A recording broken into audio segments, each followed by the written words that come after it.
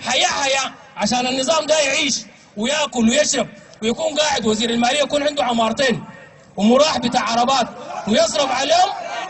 الكلام ده يا هو يقعد يا هو يقعد ونحن نلبس طرح نخش في بيوتنا وندي قروشنا يا هو يمشي. المعادله دي ما عندها اثنين تاني، ما عندها تاني اثنين، ما عندها خيار.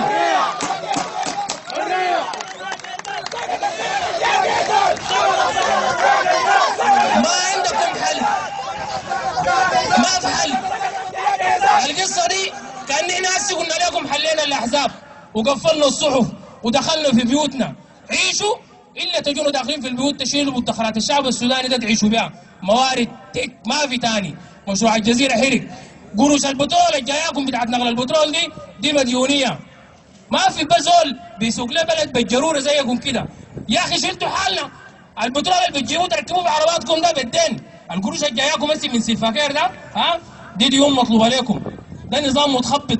قدر ما حاولنا نتكلم في اذانه ما في سمع. يا اخواننا ما تفصلوا الجنوب، نحن مواردنا وعمقنا التجاري وعمقنا الزراعي كله في الجنوب. يقول لك هي لله وما بعرف لله بتاع ايه؟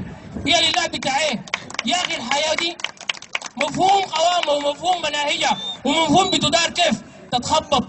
ده اللي حتى هسه ما عارفين زي زول المسافر بلوري يقول لك تاشيره الرئيس لامريكا جات وتاشيره الرئيس لامريكا ما جات. والله ادونا تاشيره هي الغمه انتهت ذاتها ولسه بينضموا في فارغه.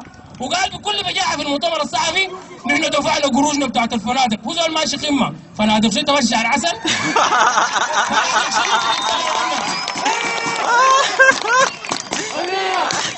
فنادق شنو؟